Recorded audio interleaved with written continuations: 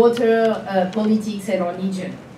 Our first speaker is Natalie Koch from Syracuse University, and she will be discussing water cooperation and answering the question about why there was no water war in Central Asia.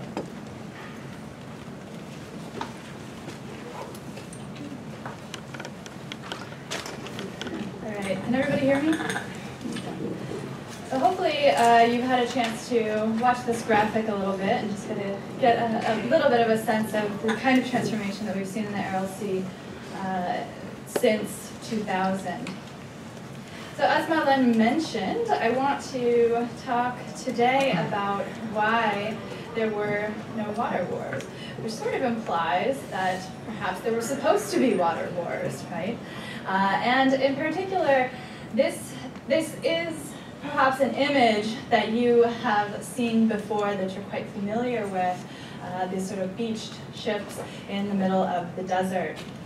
And in fact, this is a picture from 2005 when I first did research there, and I went back this summer, 10 years later, to sort of see how things had changed. And in particular, this memo is in response to some of the conversations that we had at the last PONARS conference in Astana, and some of the questions that my colleague Aral and I received in response to our paper on the Sochi syndrome in Central Asia, and the sort of spectacle of these capital city development schemes and all the sort of spectacular development that we've seen in Azerbaijan, Turkmenistan, and Kazakhstan.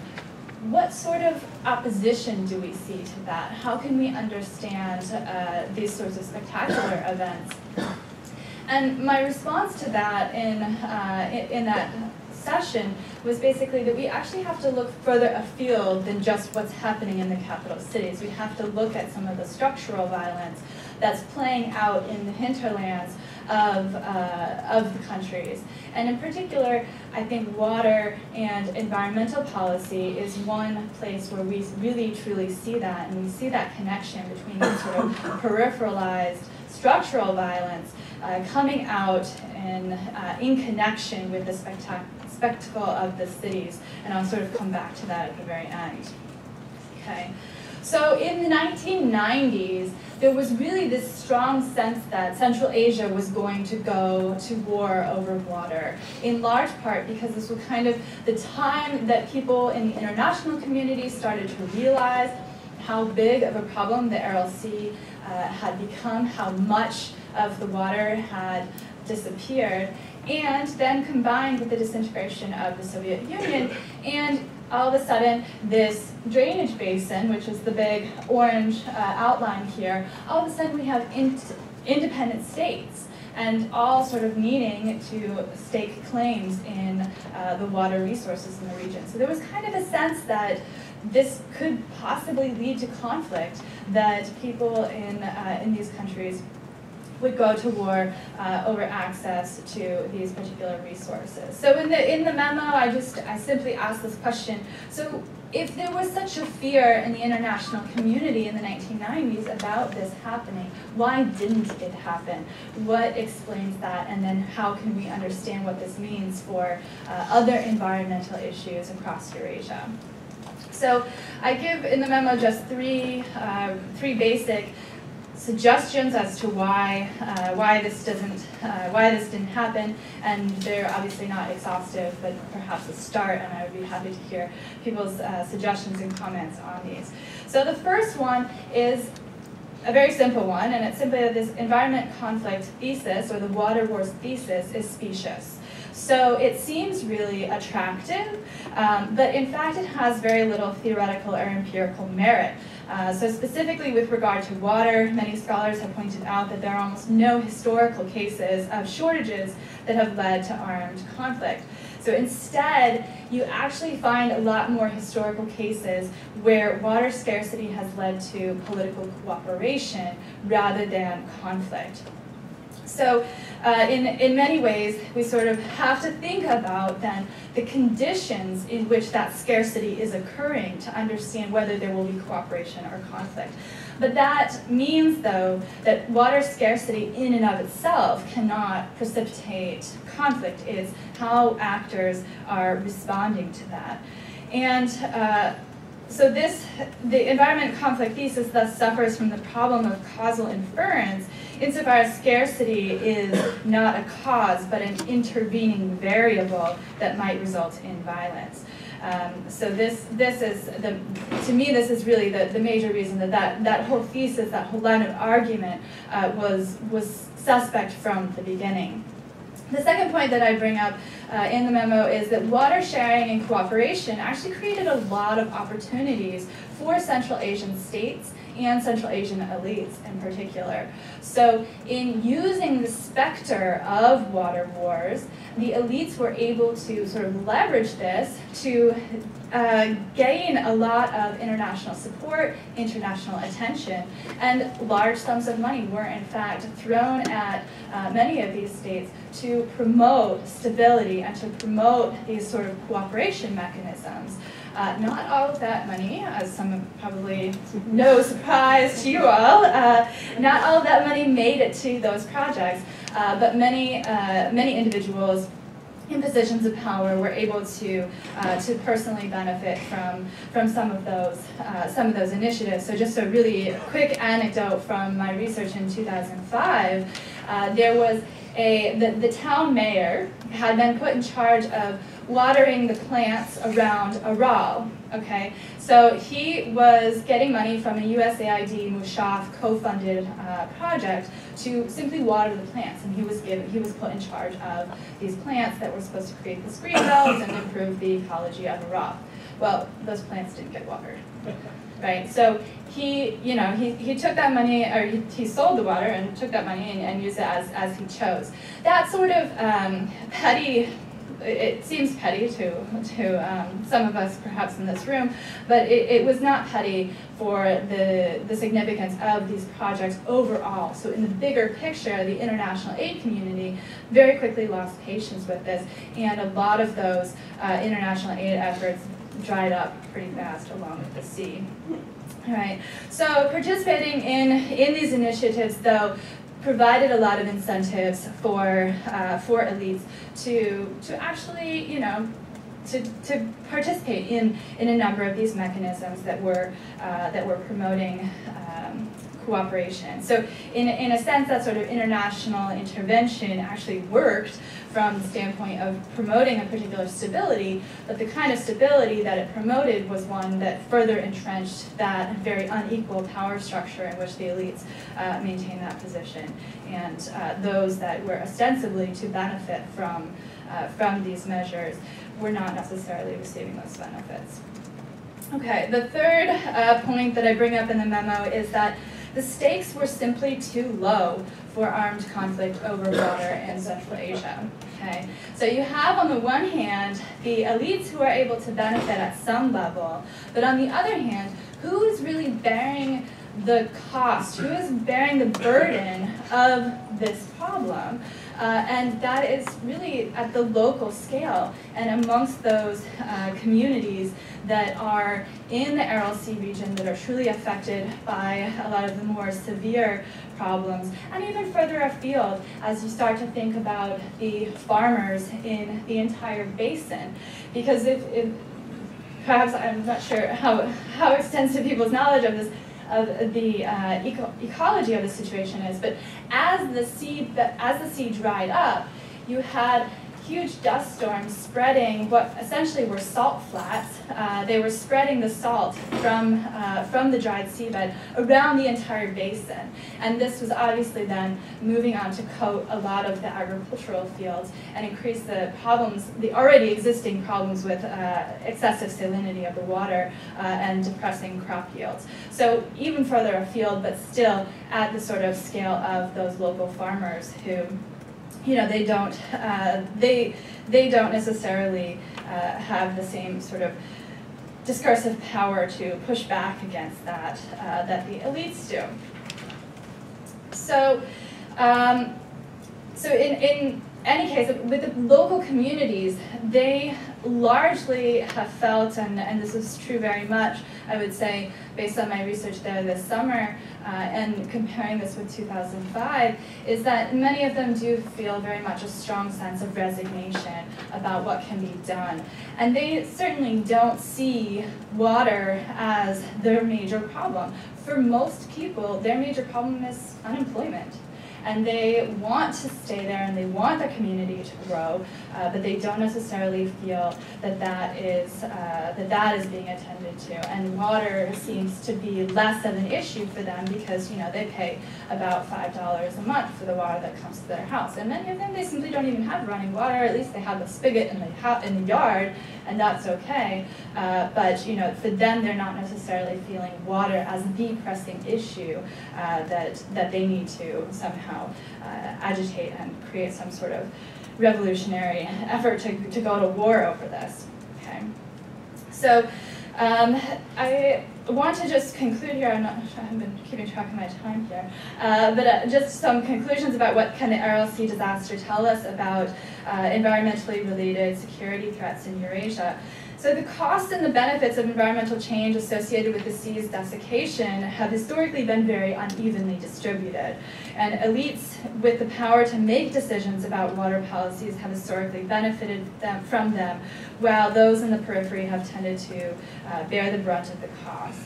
And this is generally, I would argue, the case of environmental degradation throughout Eurasia, and perhaps even the entire world. So whether it's mismanagement of water in Central Asia, nuclear catastrophe in the case of Chernobyl, or nickel pollution in Norilsk, in all of these cases, those most impacted tend to be the more marginal populations whose homelands and bodies are then sort of contaminated as a result of those political decisions.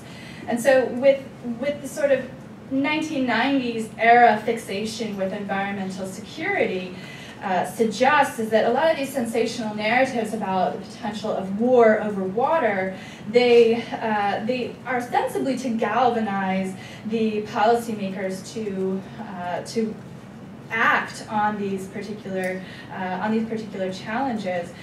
But in many cases, these actually can lead us to overlook the way that these problems arise from these very unequal power structures that have resulted in the unsustainable practices in the first place. So this sort of loops me back then to how I sort of introduced this memo as thinking about, you know, the future of Astana and the sort of spectacle of all the projects that are unfolding in Astana. So in the Aral Sea region, you know, there was a high awareness that yes, the government is putting a huge amount of money into the Expo 2017 and all sorts of other projects associated with Astana, but many of them felt very much excluded from that. They had some sort of aspiration to live there in the future, but they knew it was not for them, that was just out of the realm of possibility. But that sort of ability of the center and the spectacle to enchant, that for the inequality to enchant, is I think very much a story of the success of the Astana project, as well as Ashgabat, where we see huge planting campaigns to green to green Ashgabat, in order to sort of, again, add to that level of spectacle of the city. And as you can see, I mean, a lot of these trees that they've been planting, they die, but that's not to say that, you know, that a lot of water hasn't been put toward trying to make them live. And we also have to think about this, obviously, in terms of the broader question of agriculture and the cotton industry in particular in Uzbekistan and Turkmenistan, which continues to be a really important mode of social control in these governments. So whereas Kazakhstan has been able to diversify and move away from this, many of the other populations around the region have not. So Kazakhstan can do all sorts of things to improve their small section of the Aral Sea, but the bigger problem remains, and much of that is sort of built on this this inequality that I think we have to consider before we just automatically default to stability as inherently a good thing. All right, thank you. Thank you. As always, we will keep the question and the discussion for the end of the session, so please keep your question and comments too for Natalie at the end. And now I will give the floor to our second speaker, McGlinchey from George Mason University, discussing the problem of Central Asian pluralism.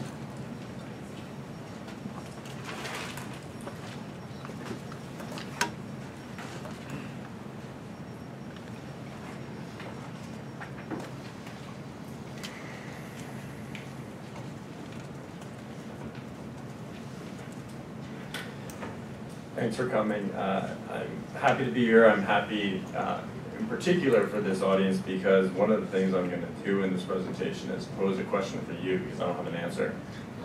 Maybe you have an answer, and that would be helpful as I try to move this project forward. I have a 4-year-old and a 6-year-old, and one of the things I've learned with having a 4-year-old and a 6-year-old is transitions are really important. So transitioning from one thing to another, you have to be mindful about, and I think there's a point of commonality between Natalie's presentation and my presentation, and in particular, I'm thinking about her conclusion that some of the problems with the developmental approaches towards the RLC, the international development approaches, some of the problems that they face is there's a failure to understand the underlying situation. So there's a failure of what in the social sciences we use fancy jargon called descriptive inference. There's not an understanding of what's going on. So money is provided to a mayor, and then the mayor says, "Thank you very much. I'll take that money, put it in my pocket, and I'm not going to water the plants."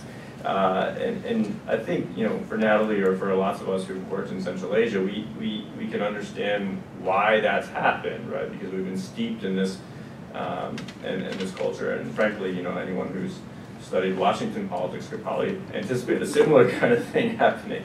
But it's the failure to do this analysis, the descriptive inference failure, that has led to these faulty policies. And I think my presentation here comes to a similar kind of conclusion, and the conclusion here is that there's been an equal failure in U.S. foreign policy to understand the consequences and the causes of political pluralism in two Central Asian states in particular, and that is in Kyrgyzstan and in Tajikistan.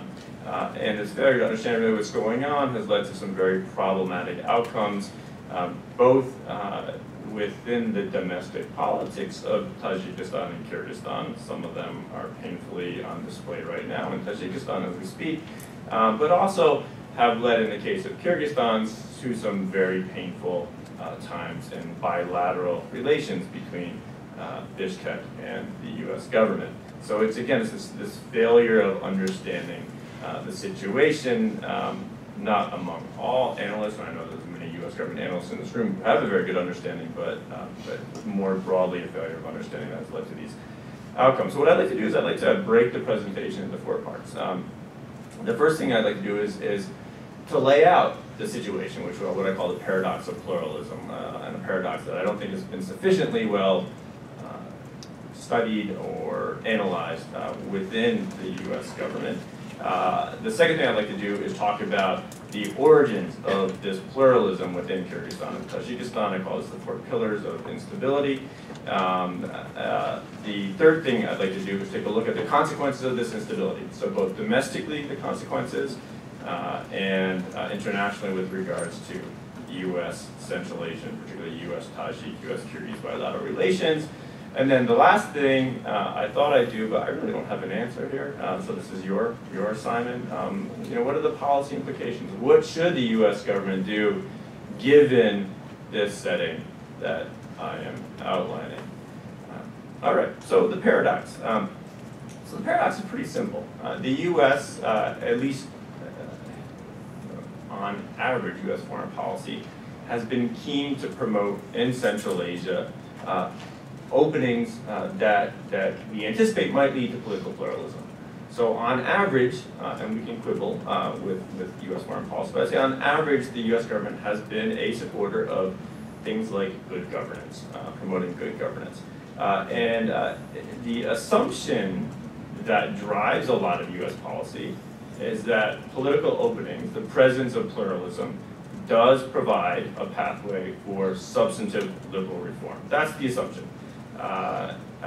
The paradox that I'd like to outline, and I think it's a paradox that really the United States is just beginning to develop a solid appreciation of in Central Asia, is that the countries that are most likely to have these openings, the presence of political pluralism, are also the countries that have been most likely to see extreme ethno-nationalism. So there's a coincidence of political pluralism and extreme ethno-nationalism.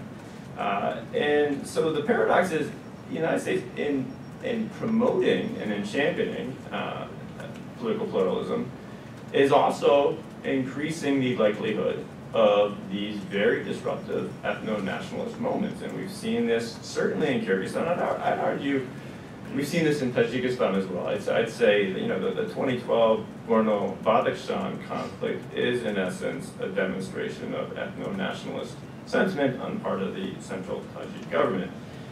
So the paradox that the U.S. government finds itself in is while promoting something good, you often get something bad, and the response to the something bad, if there is a response to something bad, that is criticizing Central Asian governments for these episodes of extreme ethno-nationalism, puts a severe strain on bilateral relations. And I'll get to that when I do a little bit more of a drill down on the Tajik and the Kyrgyz cases.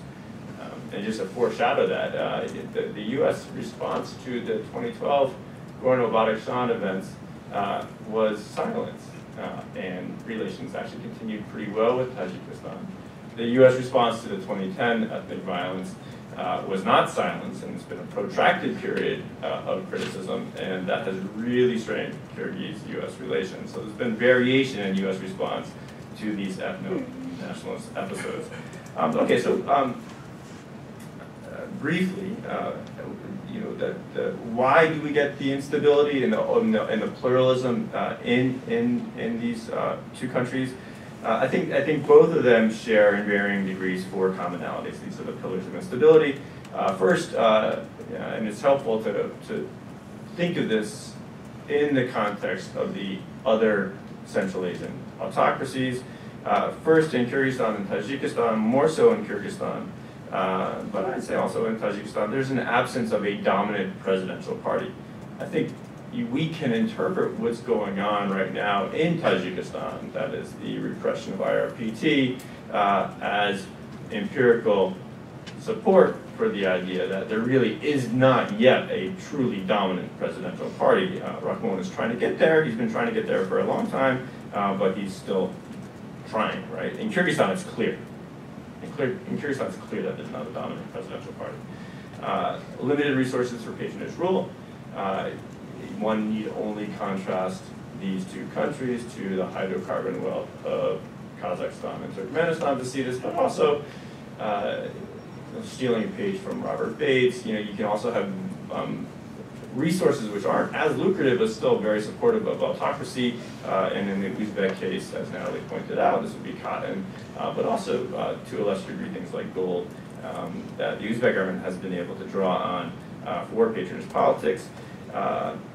Interrelated, in both of these countries, you have a population that's inclined to protest. Now, we think of the protests in Kyrgyzstan because we've got 2005 and 2010 examples, but we, what was 1993 to 1997 in Tajikistan? That was armed protest, right? So this is a population that is also inclined towards armed protest. I would argue that the 2010 Rasht and the 2012 Gorno-Badakhshan events are also examples of a population that is inclined to protest. And then the last thing that you have in these two countries, which you don't really have in the other three countries, is a population that has deep ethnic divides within the population. You certainly do have ethnic divides. Polygon was telling me the other day that there's about 139 different nationalities in Kazakhstan, and this is nice to think about. But when we contrast this to the reality of Kyrgyzstan, and Tajikistan, the divides here are much, much more pronounced. Okay, so this is where we get these things in combination drive the pluralism or the instability, one might say, in these two countries. What happens with this pluralism? Here, I'll just use the shorthand of Kyrgyzstan, and we see this in the current Kyrgyz parliamentary elections. We've seen this in the aftermath of the violence in Osh in 2010. What happens is you get entrepreneurs, political entrepreneurs, who are very keen to use ethno-nationalism to further their position in this environment of political instability. So Mirza Akhmatov, the former mayor of Osh, but now we see all Kyrgyz politicians use appeals to ethno-nationalism as a way to shore up political support. It's the very competition of the system, the need to gain popular support because of the absence of a dominant presidential party, because of the absence of patronage politics, or the sources for patronage politics, because of the threat of a population that's inclined to protest, and because of the presence of these divides that you can mobilize. This is what encourages political entrepreneurs to politicize ethno-national divides. So we have this tension, and the question is, I've got 2 minutes, so I'll wrap up, but the tension then becomes for the United States government, what do we do? What does the U.S. government do? What the U.S. government has done has been different. In Tajikistan, in the aftermath of the violence in 2012, the embassy, it seems, according to the Inspector General of the State Department, the embassy purposely obfuscated what was going on. There was an internal report, and the IG faulted the embassy in Dushanbe for not reliably conveying the situation, and moreover faulted the embassy and the explanation the IG gave for this obfuscation was that the embassy was afraid of jeopardizing the military-to-military partnerships that were quite extensive. That's all in the IG report. That's not my analysis, that's the IG report's analysis. So there was an absence of response in an effort to preserve geopolitical interests. Now that wasn't a centralized, I don't think, effort. It was a Dushanbe embassy effort, but nonetheless you see the geopolitical concerns and the reluctance to criticize. Conversely, in the Kyrgyz case, there was vocal criticism. We had not only the international report that the U.S. Certainly supported, but more recently we had this awarding of a prominent Uzbek activist, Askarov, with the 2014 Human Rights Award. And this precipitated a falling out, one might say, between the Kyrgyz Ministry of Foreign Affairs and the U.S. Ministry of Foreign Affairs to the point where we're in a very strained relationship.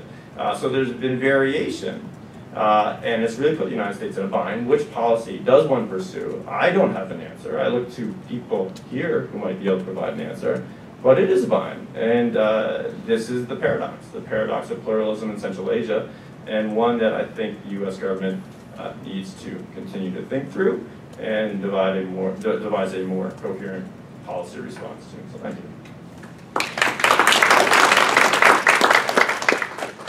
Thank you, Eric. And our third speaker will be Sebastien Peyrouse from George Washington University, discussing if religion is challenging the legitimacy of political authorities in Central Asia.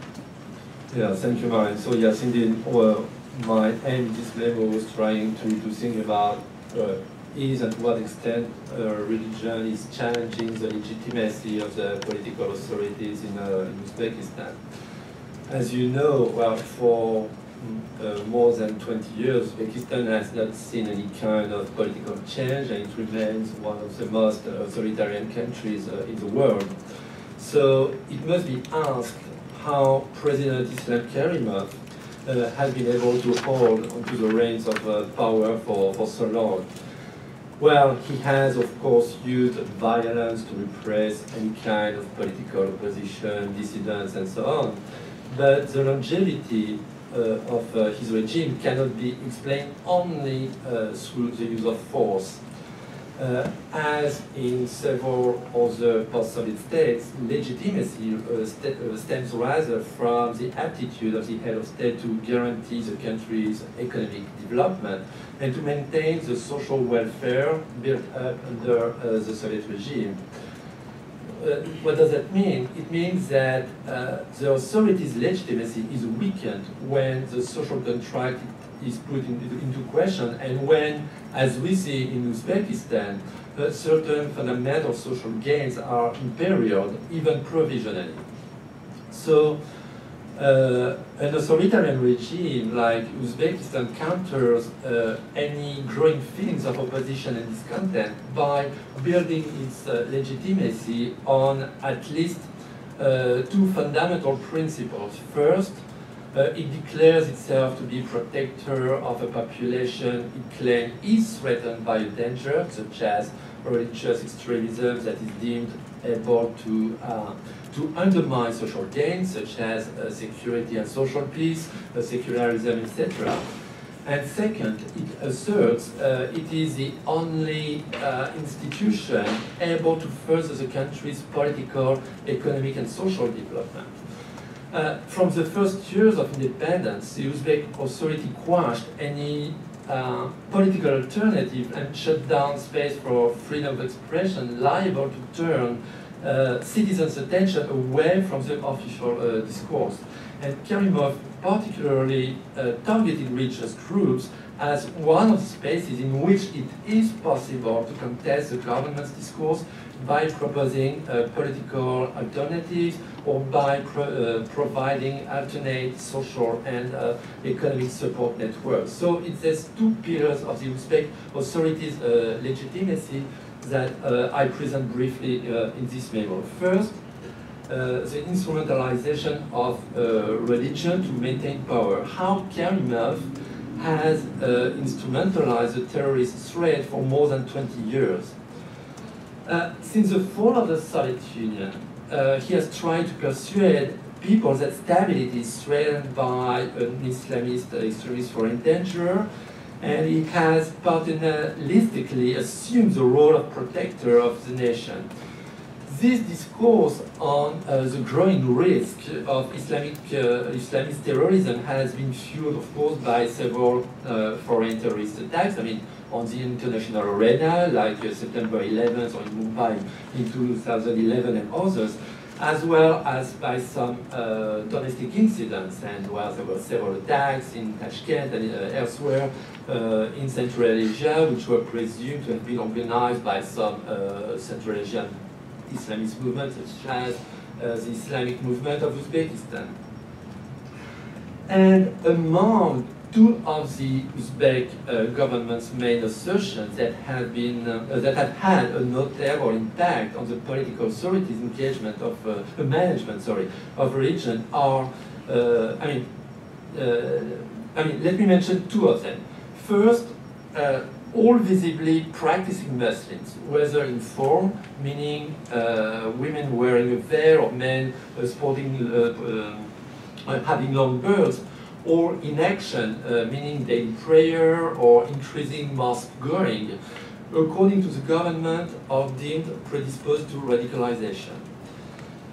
The government's answer to the population's growing interest in Islam has been less to engage in dialogue and education programs than to exert excessive and repressive control over the population of believers and their practices. A growing number of individuals, mainly those who display obvious signs of religiosity, such as, again, including having beards, wearing veil, or going to the mosque too often, many have been subject to harassment or even sentenced to time in prison. All the surveys undertaken to date, official or unofficial, attest to indeed palpable growth in religious practice among the population in Uzbekistan. But first, this growth remains moderate as compared with other Muslim states. And according to a survey done by the Pew Research Center, while 95% of Uzbeks say that they were raised as Muslims, that they are believers, 16% perform the 5 daily prayers, and 9% declare that they go to the mosque at least 5 times per week.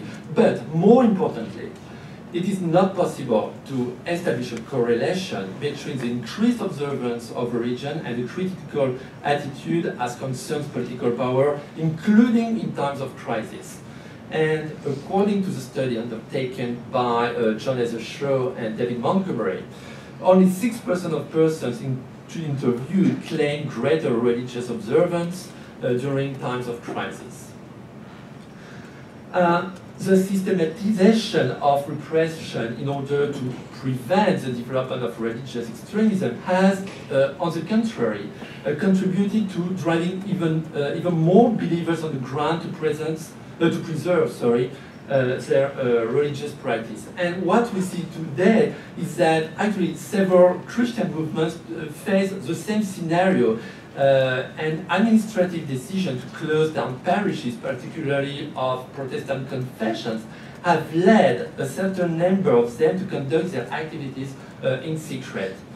But despite the accusation of extremism directed at them, the vast majority of religious organizations do not advocate violence against the regime, but instead just aspire to religious knowledge and practice.